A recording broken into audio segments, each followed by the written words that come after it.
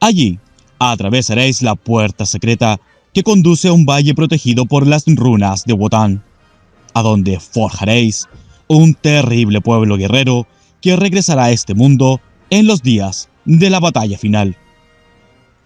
Pero los Huancaquilli deben viajar más al sur, a la fortaleza o Pucará de Tarsi, o Tafí, donde se encuentra el gran menhir de Tarsi, plantado por los atlantes blancos hace miles de años. Sí, Atumurrunas, cuando nosotros fundamos una estirpe, siempre plantamos su menhir. Y solo con el correr de las generaciones, solo si la sangre se conserva pura, los miembros de la estirpe se reencuentran con su menhir.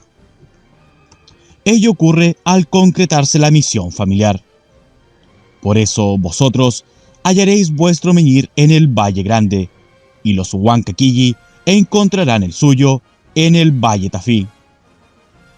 Y el enemigo no podrá penetrar en las murallas estratégicas de los grandes cromlech que rodean y aíslan los menhires fundamentales de la raza. Los antepasados blancos, los atlantes blancos, dejaron un pueblo al cuidado del menhir de Tarsi, en el Tucumán. Ellos celebrarán el culto al señor de la guerra, al que llamaban Bultán o Voltán, en una apacheta o altar junto al menhir. Purihuaca Voltán, Huananchan Unanchan Huañuy. Aquellos guardianes hace miles de años que fueron exterminados por los indios diaguitas, miembros del pueblo elegido por el Dios creador de este infierno, quienes todavía habitan en la región. Brindaréis, pues, una escolta a los Huancaquilli para que arriben sin peligros al antiguo Pucará del Valle Tafí, a donde habitarán también hasta los días de la batalla final. Atumurrunas de la casa de Skjold. He dicho cuanto tenía que decir y no conviene, por motivos estratégicos, agregar nada más. Os reitero el saludo de Wotan y me despido hasta la batalla final, o hasta que vosotros coincidáis conmigo en otro Kairos. Gracia y honor, sangre de Skjold. Les deseó el señor de Venus, en tanto levantaba el brazo derecho para expresar el Bala Mudra. Sieg Heil, Godkub, respondieron los Atumurrunas, efectuando igualmente el Bala Mudra que era el antiguo saludo secreto de la casa de Skjold. Los Atumurrunas cumplieron al pie de la letra las directivas del señor de Venus. Desde ese momento, un aceitado mecanismo destinado a detectar a los viajeros se montó en el extremo norte del imperio incaico, y fue su funcionamiento, tal como relaté, lo que permitió a los señores de Tarsis zafar el sitio Muisca, que constituía una segura trampa mortal. Con la llegada de los señores de Tarsis a Coati, haciendo realidad los anuncios del señor de Venus, concluía el relato de Tatainga. A continuación, Lito de Tarsis narró lo mejor que pudo la historia de la casa de Tarsis, despertando mucho interés en los Atumurrunas el conocimiento de las maniobras asesinas de los inmortales Bera y Birsa, y la identidad y misión de Quiblón. Deberían ahora partir juntos hacia el sur y marchar hasta una fortaleza o Pucará llamada Humahuaca, en la que se separarían. No se verían más en esa vida, pero se reencontrarían durante la batalla final, cuando el señor de la guerra convocase a los hombres de honor para luchar contra las potencias de la materia. La princesa Quilla tenía cabellos rubios y ojos celestes, en tanto que Violante contrastaba con su cabello negro y ojos verdes, pero ambas exhibían una piel tan blanca como la nieve. Quilla ya estaba preparada para convertirse en esposa de uno de los señores de Tarsis, pero la noticia de que tendría que abandonarlos por disposición de los dioses sorprendió y entristeció a Violante de Tarsis. Sin embargo, no renegó de su misión, aunque expuso claramente su descontento. De allí que los dos frailes dominicos decidiesen quedarse junto a ella y ligar su suerte a la estirpe de Skjold. Con la compañía de sus parientes, Violante podría sobrellevar mejor la separación. Pero, además, Lito ordenó a los 4 catalanes que siguiesen a su ama y jamás la abandonasen. Les dijo sin rodeos que nunca regresarían a España si cumplían tales órdenes, pero que de obedecerlas serían tratados como integrantes de la nobleza por el pueblo de la Luna. Los atumurrunas deseaban llevar consigo a los catalanes y les ofrecían, por esa única vez, la posibilidad de tomar esposas de entre las vírgenes de la Luna. A todos se avinieron los recios soldados españoles, a quienes entusiasmaba la perspectiva de convertirse en señores de aquel pueblo misterioso y velar por la seguridad de su reina, Violante de Tarsis. Llegados a un mutuo acuerdo, solo faltaba ponerse en marcha y evacuar Coati, dando así cumplimiento a las directivas del dios Kuf. En tales preparativos estaban cuando los espías que permanentemente les informaban sobre la situación en el imperio transmitieron una noticia que los obligó a apurar la partida. El capitán Diego de Almagro acababa de salir de Cusco al mando de 500 hombres con dirección al sur. Entre Francisco Pizarro y Diego de Almagro había surgido una agria disputa sobre los límites que a cada uno correspondía en el reparto del imperio incaico. Diego de Almagro pretendía que la ciudad de Cusco se encontraba comprendida en sus dominios. El astuto Pizarro consiguió dilatar la definición del conflicto, persuadiendo a su socio de que existía, hacia el sur, un país aún más rico que el reino de los Ingas, un botín que tornaría carente de sentido la discusión sobre el Cusco. Fue así que el iluso Almagro armó aquel poderoso ejército y marchó hacia el sur, dispuesto a conquistar la ciudad de los Césares, Trapalanda o Elelín. El mismo pesar, acompañado de heroica resolución, que los señores de Tarsis experimentaran al abandonar la península ibérica en el barco de los Belser, cuando la mente volaba hacia Huelva y revivía los días de gloria de la casa de Tarsis, debían sentir entonces los atumurrunas al atravesar el lago Titicaca rumbo al puerto de Copacabana, dejando atrás la isla Coati, donde vivieron tantos años y alcanzaron la más alta sabiduría hiperbórea. La casa de Skjold había sido poderosa siglos antes en Tiahuanaco, hasta que la demencial venganza de la Orden de Melquisedec casi extinguiera a su estirpe.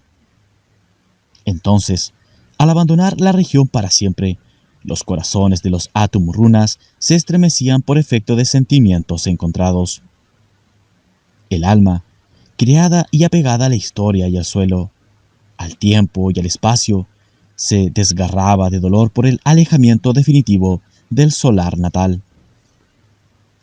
Pero el espíritu increado, que descubre y sostiene en la sangre del iniciado el recuerdo del origen, desbordaba cada instante anímico de dolor con la nostalgia infinita del regreso a la patria primordial, a la Hiperbórea original. Y frente a la nostalgia de Hiperbórea, al deseo de abandonarlo todo y partir hacia el origen del espíritu, nada pueden las garras del dolor. Ningún efecto tienen los apegos sentimentales a las regiones infernales y a los objetos materiales de la tierra. Almagro sale de Cusco en 1535 y a fines de agosto, después de atravesar las hostiles altiplanicies del sur, arriba a la meseta del Titicaca. Va pisando los talones a los atumurrunas y al pueblo de la Luna, que a duras penas logran adelantarse a la vanguardia de los aguerridos españoles. Los fugitivos pasan por el poblado de Chuquiabo, hoy La Paz, casi sin detenerse, y solo hacen un alto de 3 días en Sucre, o Ciudad de la Plata, antes de descender a los valles de la gran quebrada de Humahuaca. A todo esto, Almagro, que recogía a su paso la sorprendente nueva de que todo un pueblo se desplazaba en su misma dirección, apuraba las jornadas con la intención de darles alcance y conocer su destino, quizás el rico país del sur, la ciudad de los Césares. Lo afirmaba en esta idea el hecho de que aquel pueblo iba, según coincidían todos sus informantes, guiados por hombres blancos y barbados, semejantes a los españoles, pero magníficamente vestidos con la indumentaria de los reyes Inga. Para Almagro era altamente probable que aquel pueblo procediese de la ciudad del oro y la plata, y que hacia ella se dirigían. Sin embargo, jamás lograría alcanzarlos.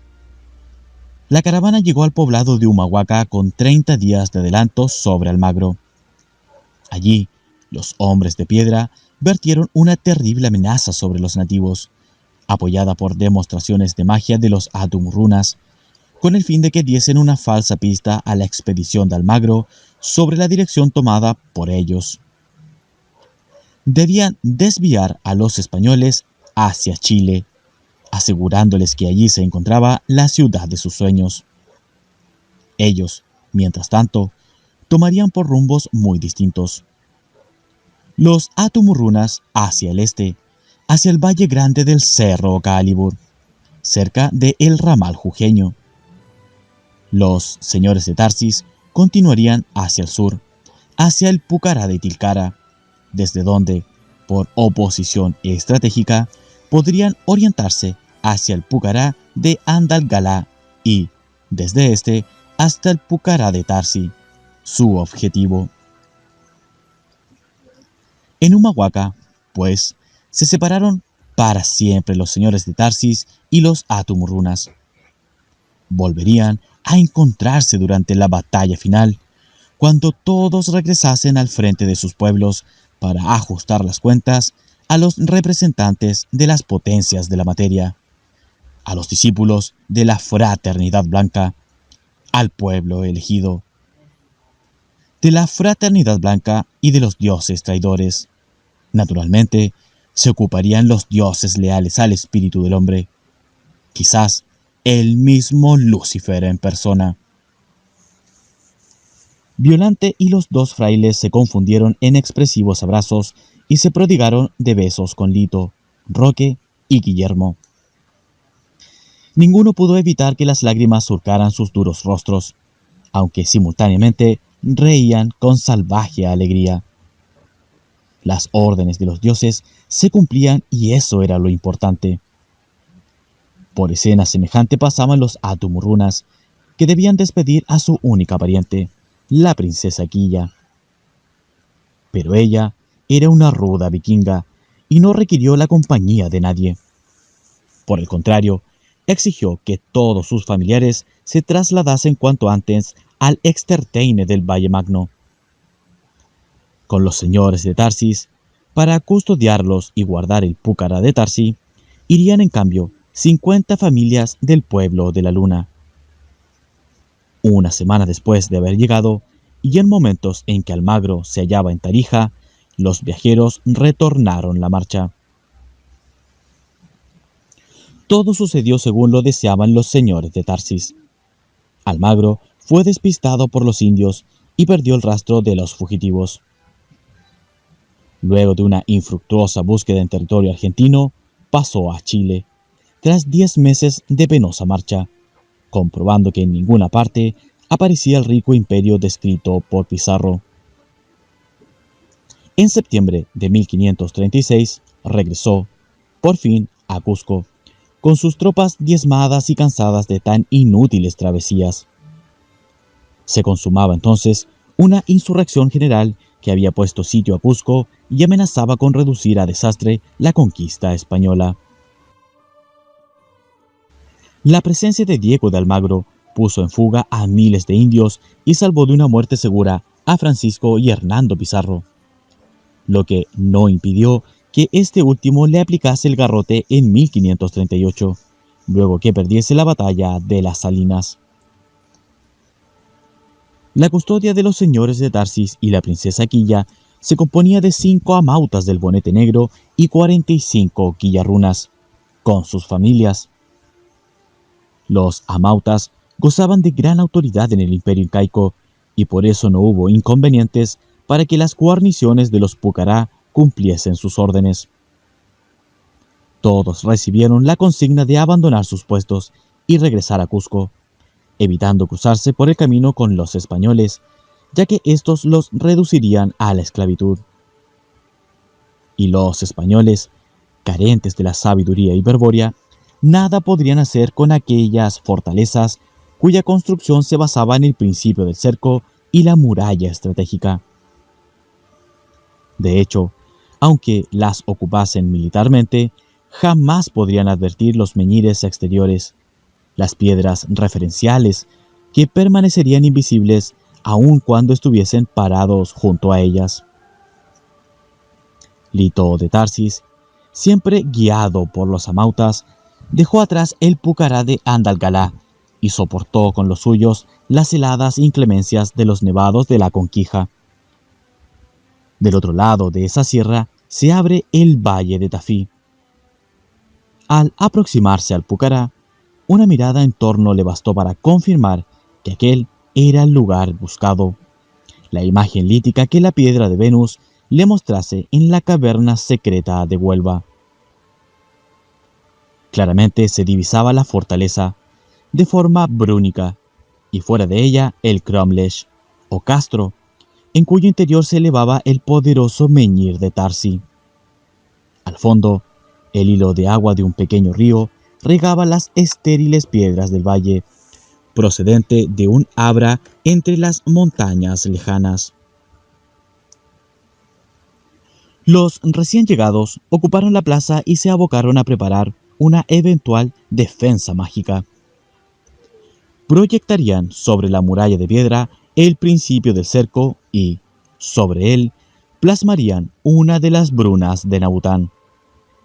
Obtendrían así la muralla estratégica, invulnerable frente a la estrategia espacial y temporal de los españoles dormidos.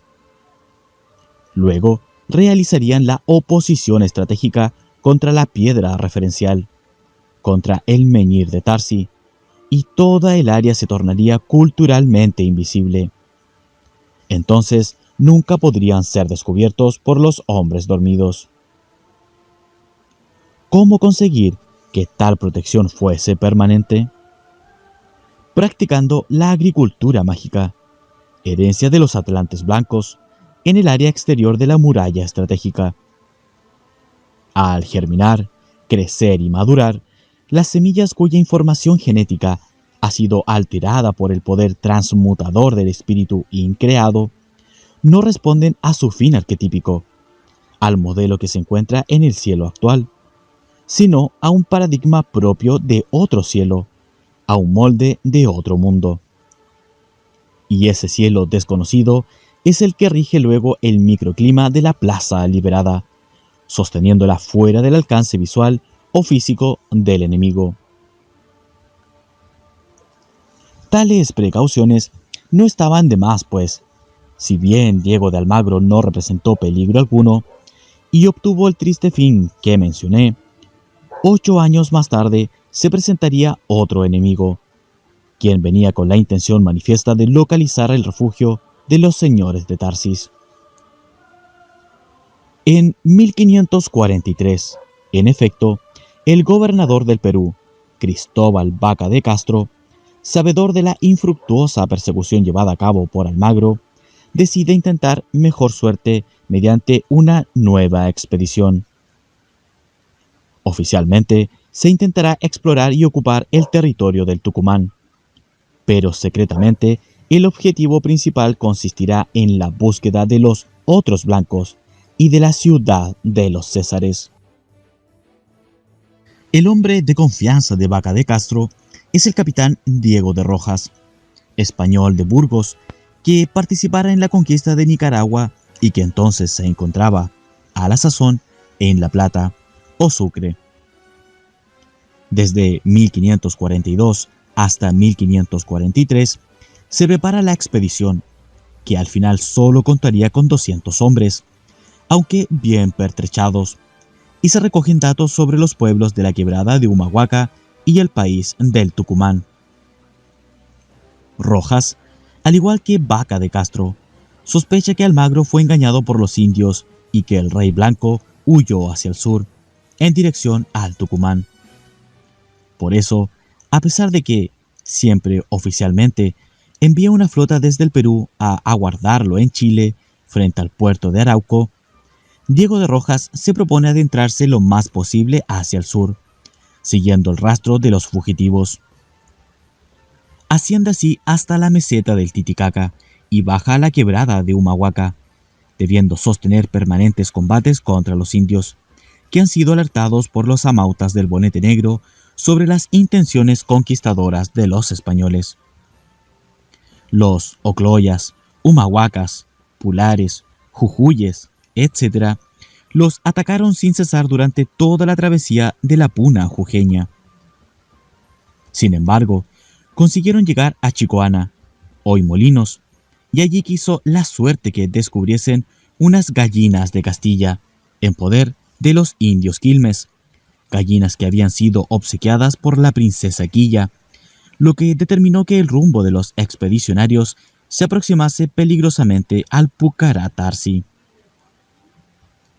La presencia de las gallinas convenció a Diego de Rojas de que en aquella región habitaban otros blancos, tal cual lo creyera Almagro, y lo impulsó a atravesar el valle Calchaquí a lo largo, es decir, de norte a sur, hasta Tolombón y luego por Fuerte Quemado, hasta Punta de Balasto, cruzando entonces los nevados del Aconquija para salir a la altura de Concepción del Valle Tafí. Afortunadamente, aquella ruta llevó a los españoles demasiado al sur, y no hubo necesidad de poner a prueba las defensas mágicas del Pucará de Tarsi, ahora convertido en residencia permanente de los señores de Tarsis. Diego de Rojas se enfrentó valientemente a los juríes del Tucumán, sin conseguir noticia alguna sobre el rey blanco, y continuó luego su marcha errónea hacia el sur, explorando tierras que fueron denominadas por la raza de sus habitantes Juríes o Santiago del Estero, Yayitas o Salta, Tucumán, Catamarca, La Rioja, San Juan y noroeste de Córdoba, y Comechingones o Córdoba. A su regreso de estos estériles recorridos, a la altura de Salavina, en Santiago del Estero, el valeroso Diego de Rojas halló la muerte a causa de una ponzoña que una flecha de Aguita depositó en su pierna.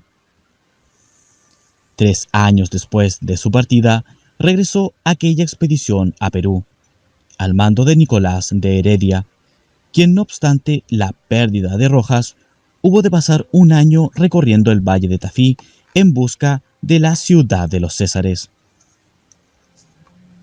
Pronto se realiza otro intento, en 1549, cuando Juan Núñez del Prado se dirige a Tucumán con 70 hombres, algunos de ellos golen, entusiasmado por los relatos de varios miembros de la expedición de Rojas.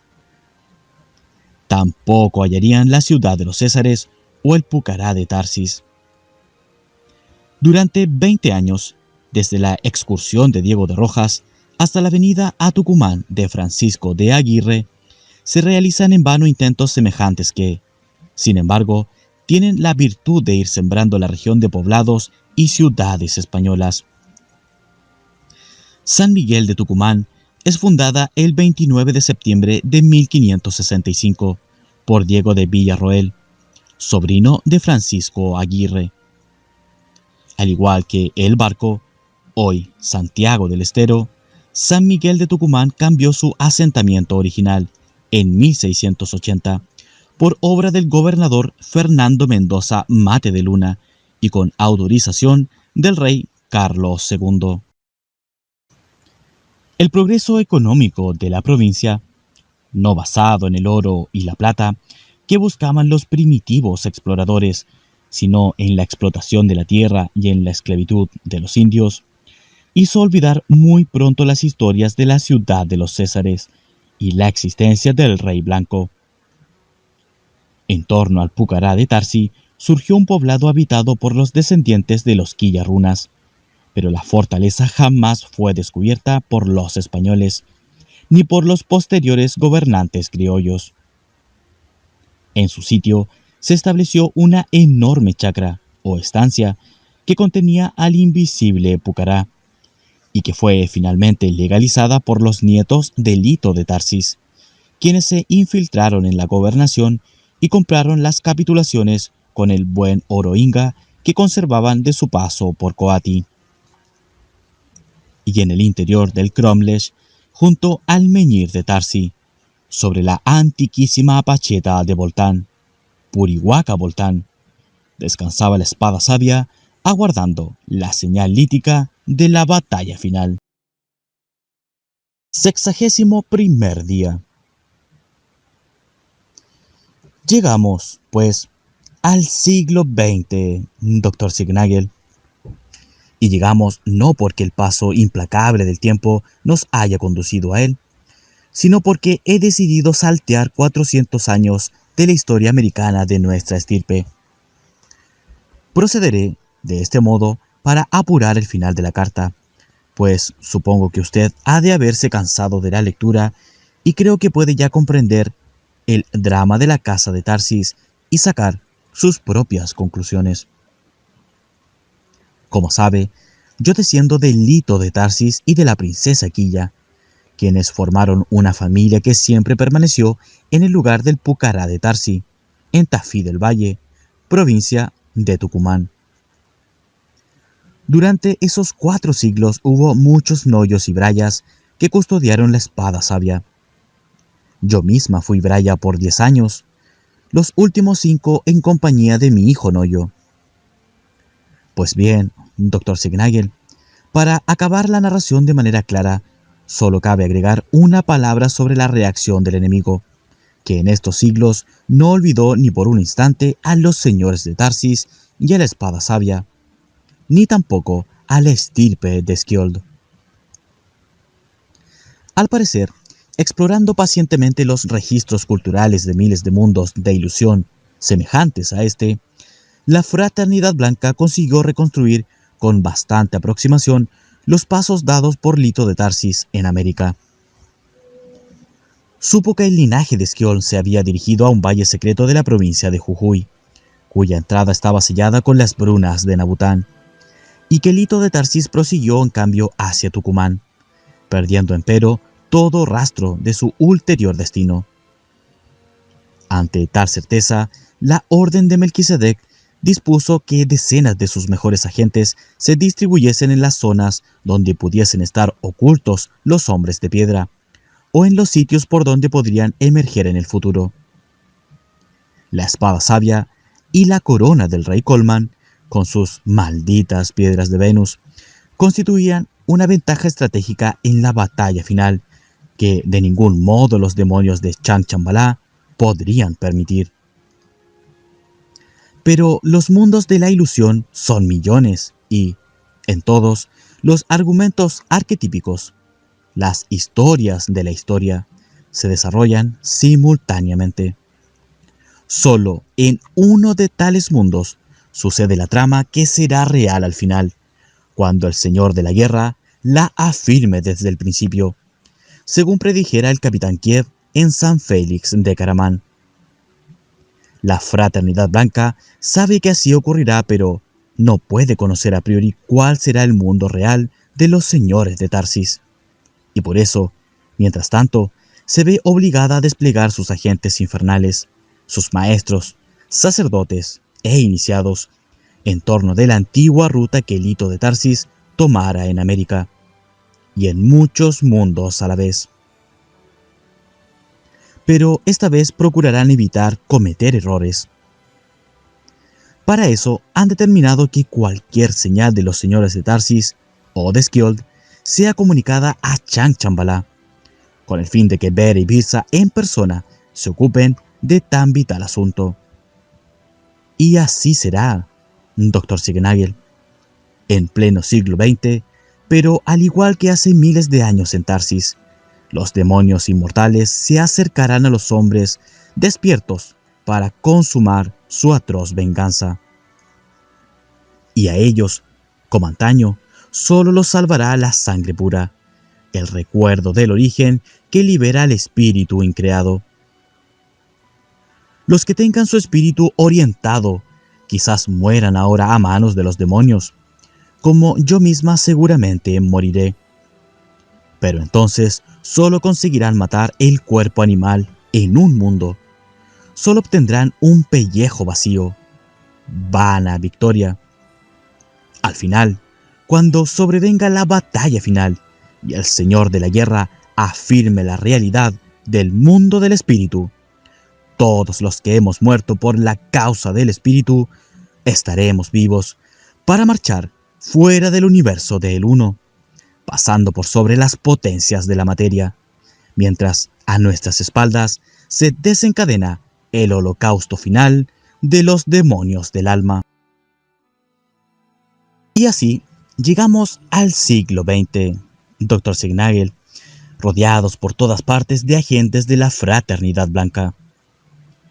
Sin embargo, mientras la espada sabia o la corona del rey Coleman permaneciesen tras los Cromlech, los demonios no podrían relacionarlas con el tiempo y no sabrían en qué mundo actuar. Podíamos, pues, movernos relativamente sin ser notados, pero las cosas cambiarían en los últimos años, cuando el Capitán Kiev se hiciese presente para adelantar instrucciones sobre la batalla final. De la estirpe del Lito de Tarsis surgieron los troncos de varias familias que aún existen en la Argentina y en otros países. Algunas se protegían de los golem disfrazando su origen o negando las conexiones genealógicas que las ligaban con la casa de Tarsis. Pero todas son más o menos conscientes de esta historia. Empero, esa misma distancia las alejó del noibrayado y de la iniciación hiperbórea. Fue así que, en este siglo, solo los miembros de mi familia, que siempre habitaron en la chacra de Tarsi, mantenían el culto del fuego frío y custodiaban la espada sabia. Y en la década del 60, aunque la estirpe no corría riesgo de extinguirse ni mucho menos, solo quedaba un iniciado hiperbóreo capaz de llevar adelante la estrategia de los dioses liberadores. Yo, Belicena Vilca. Era viuda y tenía un solo hijo, al que había enviado a Buenos Aires a cursar la carrera militar. Pero no vacilé en tomar el noibrayado cuando mi abuelo, que permanecía desde hacía 30 años junto al menhir, falleció en 1967. Se había producido entonces una nueva situación. Aunque la estirpe poseía muchos miembros, la cadena iniciática amenazaba con cortarse inexorablemente. Felizmente, en el 72, mi hijo Noyo regresó en mi auxilio dispuesto a recibir la iniciación hiperbórea y a convertirse en un auténtico Noyo, guardián de la espada sabia. En 4 meses fue preparado, de junio a octubre, y luego murió, y renació como hombre de piedra, y se situó a mi lado, frente al menhir de Tarsi y frente a la espada sabia. Había solicitado la baja de las Fuerzas Armadas para consagrarse a la misión familiar, pero sus contactos con cierto grupo nacionalista, integrante de los servicios de inteligencia del ejército, le impidieron dedicarse a la guardia de manera permanente. El caso era que Noyo no deseaba renunciar a lo que consideraba una cuestión de honor: la lucha contra la subversión marxista que en esos días agitaba el país todo, y nuestra provincia en particular. Pero su excepcional conocimiento del terreno y por su acertado criterio para evaluar la estrategia del enemigo y recoger información, él fue uno de los cerebros grises que ayudó desde las sombras a desbaratar la guerrilla comunista que pretendía hacerse fuerte en los montes tucumanos. Sus valiosos informes, comunicados a los camaradas de Buenos Aires, contribuyeron en buena medida a trazar los planes de Estado Mayor, que acabaron con la amenaza guerrillera. Naturalmente, yo me oponía a esta actividad aparentemente ajena a la misión iniciática, pero Noyo repetía siempre que aquel movimiento subversivo en las inmediaciones del centro carismático era señal segura del cercano comienzo de la batalla final. Y no se equivocaba, como muy pronto lo vino a confirmar el Señor de Venus. Todo comenzó en 1975, en los días que el ejército al mando del general Adel Edgardo Vilas se dedicaba a terminar con los últimos focos de la guerrilla suburbana y comenzaba la ardua tarea de desmantelar la infraestructura urbana de las organizaciones subversivas. La enérgica acción del ejército, que ejecutaba con precisión matemática sus planes de aniquilación, le brindó a Noyo suficiente tiempo para dedicar a la misión y hacía entonces varios meses que se encontraba conmigo en el milenario Cromlech. Un día, a fines de ese año, estábamos ambos profundamente concentrados, meditando sobre la piedra de Venus y el misterio del fuego frío. Teníamos la vista fijada en la espada sabia y ninguno de los dos notó que un cambio substancial se producía en el menhir de Tarsis, situado exactamente atrás de la apacheta con la espada sabia. Una, como niebla lechosa, había invadido a la enorme piedra que, al notar nosotros el fenómeno, ya no era posible distinguir. No obstante, poco a poco se fue plasmando, en lugar del menhir, la imagen corpórea de un gigante de otro mundo.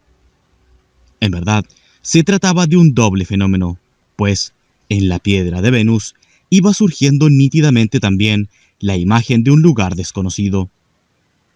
Era igualmente un valle, pero en nada semejante al de Tafí que viera Lito de Tarsis 400 años antes. Este poseía dos ríos que lo surcaban longitudinalmente, igual que los ríos Tinto y Udiel al valle de Tarsis, en Huelva. Y en un extremo, hacia el oeste de la figura, se podía apreciar claramente un cerro que ostentaba en su ladera la entrada a una caverna de forma brúnica. «Gracia y honor, sangre de Tarsis», dijo el gigante, al tiempo que levantaba el brazo derecho para expresar el balamudra. Y ambos comprendimos que se trataba del capitán Kiev, uno de los señores de Venus. El capitán Kiev, quien se había despedido de nuestra estirpe hasta la batalla final. ¿Acaso había llegado el momento, anhelado por tantos siglos, de que los dioses acompañasen nuevamente a los hombres en su enfrentamiento total contra las potencias de la materia? Nos apresuramos a responder al saludo, aguardando con expectación sus sabias palabras. «Salve, vale, capitán Kiev». Y el señor de Venus se dirigió a nosotros de esta forma. «Sangre de Tarsis, os traigo el saludo de Nabután, el señor de la guerra, y también os traigo su palabra. Prestad atención, abrid bien vuestros sentidos, porque la presente es oportunidad única, el kairos de la batalla final. Como siempre ha ocurrido, y como no podría ser de otro modo, dado el sitio infernal en que os halláis, soy portador de buenas y malas noticias para vosotros. Las buenas consisten en la orden del Señor de la Guerra, que ahora os transmito. Es la voluntad de Nabután que la espada sabia sea transportada al sitio que habéis visto en la piedra de Venus. Tal sitio es un valle que se halla en las regiones del corazón de la Argentina, muy cerca del cerro Uritorco, el cerro de Parsifal, donde el Señor de la Guerra, en un pasado remoto, depositó su bastón de mando junto a una fortaleza construida por guerreros sabios que lo conocían como Cacique Bultán. En otro cerro, de ese valle que habrá que localizar, se encuentra una caverna secreta construida por los Atlantes Blancos, y protegida por las brunas de Nabután. Allí debe ser llevada la espada sabia. Os preguntaréis por qué debe hacerse esto, y os responderé que se trata de uno de los actos fundamentales de la batalla final. Se trata, en verdad, del enlace entre los dioses y los hombres dormidos. Los señores de Tarsis, como los señores de Skjold y otras estirpes semejantes, son hombres despiertos que siempre han contado con un misterio revelado y una piedra de Venus para obtener la orientación hacia el origen y la iniciación hiperbórea. Incluso a vuestra estirpe le fue encomendado iniciar de ese modo al Señor de la Voluntad y el Valor absolutos, al Führer de la raza blanca. Por eso se os hará difícil imaginar a un iniciado de la orientación absoluta, a un pontífice hiperbóreo capaz de construir, en todo tiempo y lugar, el puente indestructible entre lo creado y lo increado, entre la ilusoria actualidad y la realidad del origen. Tal iniciado no requiere otra referencia que sí mismo para orientarse hacia el origen. Él es su propia piedra de Venus, y no puede ser desorientado, ni engañado, ni desviado de ninguna forma de su misión estratégica. Y tal iniciado, sangre de Tarsis, ya está en la tierra. Sí, el Señor de la orientación absoluta se encuentra aguardando que la espada sabia sea puesta en la caverna secreta, para conducir hacia la piedra de Venus a los hombres dormidos, a los hombres que, no obstante su inmersión en la ilusión, manifiestan la voluntad de liberar al espíritu eterno de su prisión material. Si tal enlace llegase a ocurrir, el contacto entre los hombres dormidos y los dioses, entonces, inevitablemente, habrá comenzado la batalla final en la tierra. Sí, este iniciado fundará una orden de constructores e instruirá a sus miembros en la sabiduría lítica de los atlantes blancos. Luego, como os he dicho, les enseñará las técnicas necesarias para que encuentren la piedra de Venus, aun cuando la misma se halle tras las brunas de Nabután. Muchos serán los elegidos que anhelarán la piedra de Venus, la puerta del otro mundo, pero solo uno de entre ellos será Noyo. Y ese Noyo, que escuchará la lengua de los pájaros, será capaz de hallar la entrada de la caverna secreta y unirse a uno de vosotros y a la espada sabia. A partir de ese momento se librará la batalla final sobre la tierra. La orden de Nabután significa, pues, que debéis aproximar la espada sabia al pontífice que la está aguardando, cumpliendo así la última etapa de la estrategia de los dioses liberadores.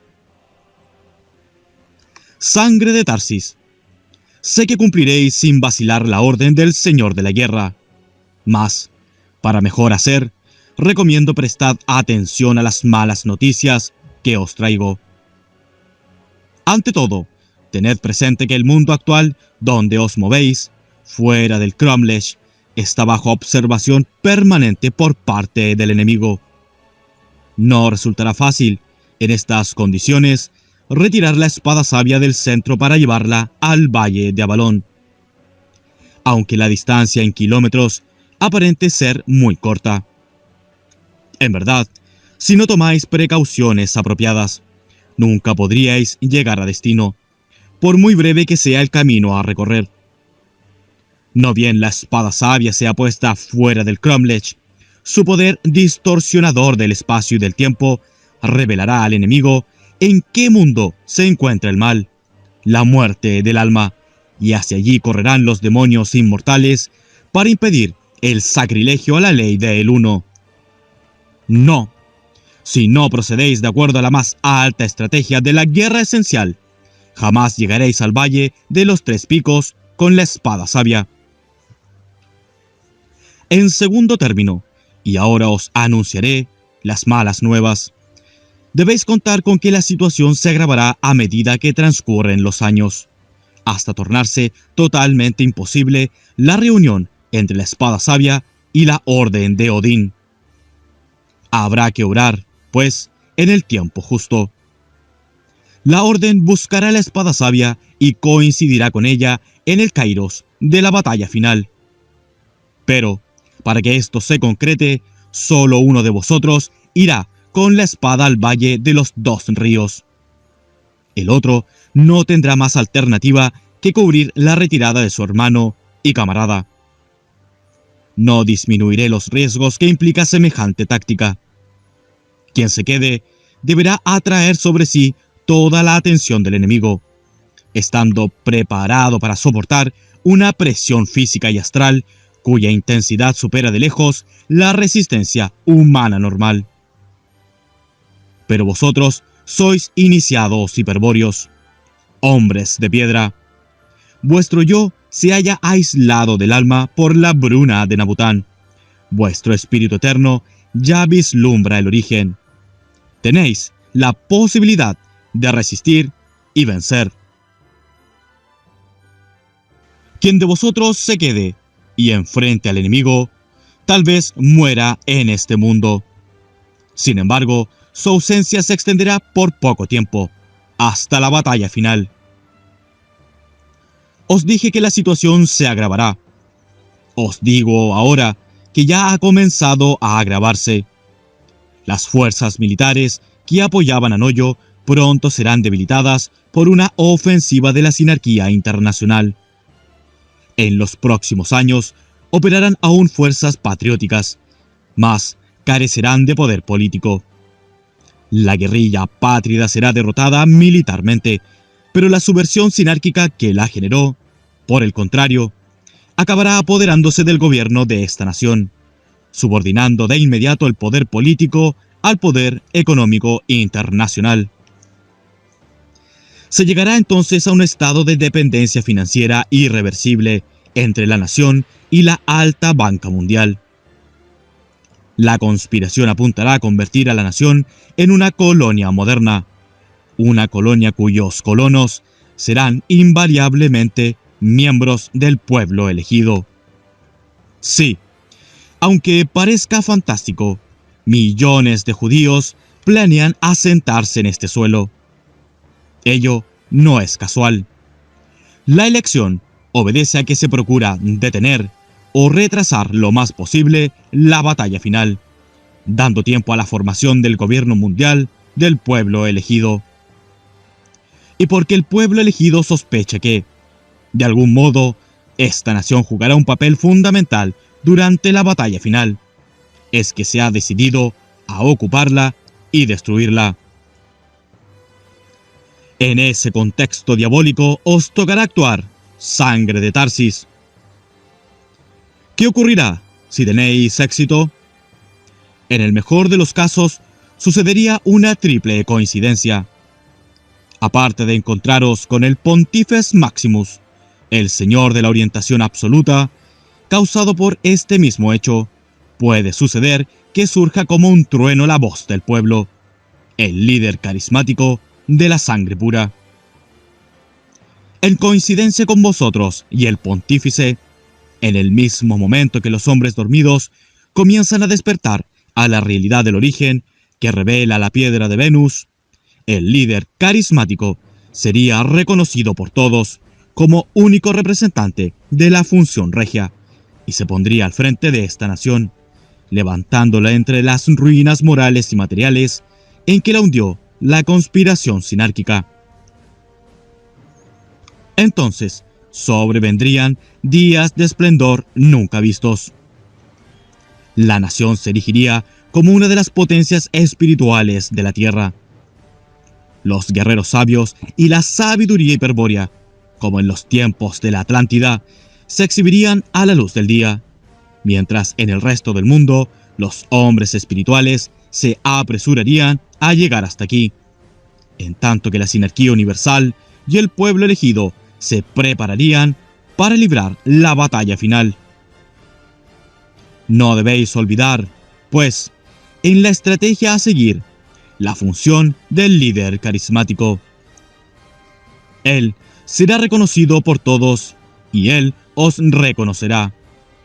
Si os lo reclama en su momento, a él debéis brindar el auxilio de la sabiduría hiperbórea para que realice con éxito la misión de extremar al máximo la tensión dramática del fin de la historia. Empero, si el líder carismático no coincide en el Kairos y no se presenta, la batalla final será igualmente inevitable desde el momento que los hombres dormidos encuentren la piedra de Venus y se reencuentren con su origen extraterrestre y reclamen a los dioses por la liberación del espíritu. Entonces, los dioses leales al espíritu del hombre, como lo tienen decidido desde los días del hundimiento de la Atlántida, acudirán por última vez en rescate del hombre hiperbóreo. Y ese descenso, esa batalla final conducida por Nabután, el señor de la guerra, y supervisada por Ama, la Virgen de Agartha, señalará el final de la Fraternidad Blanca y de su infernal morada solar, la llave Kala Chakra de Changchanbalá. Resumiendo, vuestra misión consistirá en transportar la espada sabia a la caverna secreta, en el valle sobre el Soto. La época se presenta como la menos propicia para ejecutar tal operación, y por eso habréis de desarrollar tácticas separadas. Uno de vosotros llevará la espada sabia, en tanto que el otro servirá de señuelo para distraer la atención del enemigo. Quien realice lo primero deberá emplear con maestría la vía de la oposición estratégica para desplazarse con su valiosa carga. Vale decir, que primero dispondrá de una alforja con un surtido suficiente de lapis oppositionis, o sea, de piedras arquetípicamente indeterminadas, de piedras poseedoras de una dimensión ilimitada, infinita, obtenida por la plasmación del signo del origen que vosotros proyectaréis sobre ellas. El iniciado que talaga se moverá sobre un camino estratégico, impredecible para el enemigo, aun cuando él sepa que la piedra de Venus se está desplazando entre los mundos de ilusión. Irá siempre aislado por el arquémona brúnico infinito y colocará, tras cada tramo de distancia estratégica del laberinto, un lápiz oppositionis en el camino. Dejará así un obstáculo insalvable para el enemigo, una piedra de tropiezo y desviación, una prueba del infinito actual del espíritu eterno. El principio increado del obstáculo, del lápiz oppositionis, causará el desconcierto absoluto del enemigo. Frente a él no hay referencia posible. Todos los mundos se confunden. La ilusión se torna uno. Y mientras que el enemigo se recupera e intenta localizar el rastro, el iniciado hiperbóreo avanzará en oposición a las potencias de la materia un nuevo meandro del laberinto, situando entonces otro lápiz oppositionis tras de sí. Solo así, si se mueve en oposición estratégica y cuenta con el concurso de otro iniciado que se desplace simultáneamente hacia una dirección diferente, atrayendo sobre sí el interés del enemigo, conseguirá llevar la espada sabia al Valle de la Candelaria. El segundo iniciado hiperbóreo también llevará algunos lápiz oppositionis, pero los irá plantando en distancias más extensas, dando tiempo al enemigo para que siga su rastro y crea que la maniobra es llevada a cabo por un solo hombre de piedra, al que tarde o temprano se conseguirá capturar. Por supuesto que si ello ocurre, si el enemigo logra apoderarse del segundo iniciado, la operación estará cumplida de todos modos, pero nadie lo salvará de las represalias de los demonios inmortales. Estos son los riesgos que habréis de correr para cumplir con la orden del Señor de la Guerra. A vosotros os toca decidir quién llevará la espada sabia y quién distraerá al enemigo, y descubrir la oportunidad, el Kairos, para actuar. Señores de Tarsis, he dicho cuanto tenía que decir y no conviene, por motivos estratégicos, agregar nada más. Os reitero el saludo de Nabután y me despido hasta la próxima coincidencia en el Kairos de la batalla final. Gracia y honor, sangre de Tarsis. Nos deseó nuevamente el señor de Venus, levantando el brazo derecho para expresar el Bala Mudra. ¡Salve, Capitán Kiev!, respondimos, practicando también el Bala Mudra, que siempre fue el saludo secreto de la casa de Tarsis. 62º día. La niebla se había disipado y estábamos nuevamente frente al menhir de Tarsi. Ambos nos miramos con la interrogación pintada en el rostro, conscientes de que afrontábamos el mismo dilema. ¿Quién respondería a la orden de transportar la espada sabia al Valle de Córdoba? ¿Y quién asumiría la misión suicida de distraer al enemigo? Para mí, la cuestión no ofrecía dudas. Yo me ocuparía de la táctica de distracción. Pero supuse, y supuse bien, que Noyo se opondría a esa decisión. Él, me decía, estaba mejor dotado para ofrecer al enemigo la mayor resistencia. Jamás se rendiría. Yo debería viajar con la espada sabia mientras él desviaba tras sus pasos la atención del enemigo. Mucho me costó, Dr. Signagel, persuadirlo de que mi plan era estratégicamente superior. Y lo era porque él mismo no apuntaba solamente a poner a buen resguardo la espada sabia, sino que contemplaba la muy probable posibilidad de que el Señor de la Orientación Absoluta y su orden de constructores sabios requiriesen también el apoyo de la sabiduría hiperbórea de la casa de Tarsis, especialmente la valiosa experiencia recogida en milenios de luchar contra las potencias de la materia. ¿Quién conocía mejor que los señores de Tarsis la conspiración sinárquica de los Golem, hoy afirmados en todas las iglesias cristianas, y su modo de actuar? Y sobre Vera y Birsa, ¿quién tiene más derecho que los señores de Tarsis para descubrir sus sentencias de exterminio? Según mi criterio, que al final se impuso, sería Noyo quien localizaría la caverna secreta y se instalaría en ella como Noyo de la piedra de Venus, manteniendo la custodia hasta el día en que el pontífice hiperbóreo construyese el puente metafísico y un Noyo de su orden de constructores se lanzase por él para conectarse con los dioses liberadores. Puestos de acuerdo sobre quién ejecutaría cada rol, nos abocamos a planificar la estrategia particular que nos permitiría cumplir con las órdenes de los dioses. La estrategia ideal, según convinimos, consistiría en crear un clima caótico en torno a la chacra de Tafí, dando lugar a situaciones lógicamente impredecibles que favoreciesen nuestra operación.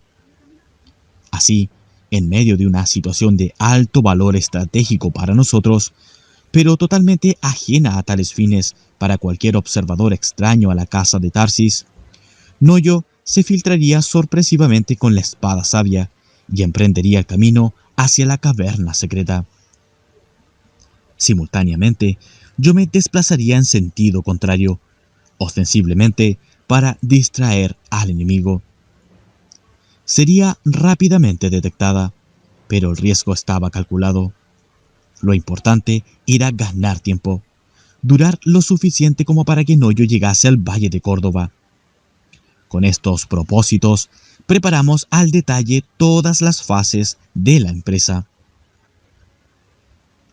18 meses después, en abril de 1977, ya disponíamos de todo lo necesario y nos hallábamos ajustando los pasos finales. Teníamos las 2 alforjas con las piedras indeterminadas, los lapis oppositionis, aptos para practicar la oposición estratégica. Y todo estaba listo para crear el clima de caos que las circunstancias requerían. Esto se lograría con la colaboración involuntaria del ejército. Me explico mejor. Para sistematizar la lucha contra la guerrilla, el ejército había dividido al país en 6 zonas. La zona tercera comprendía las provincias de Córdoba, La Rioja, Catamarca, Salta, Jujuy, Santiago del Estero y Tucumán. En Tucumán, la subzona 113 abarcaba la región de Nuestra Chacra y a su mando se encontraba el capitán Diego Fernández, fiel camarada de mi hijo.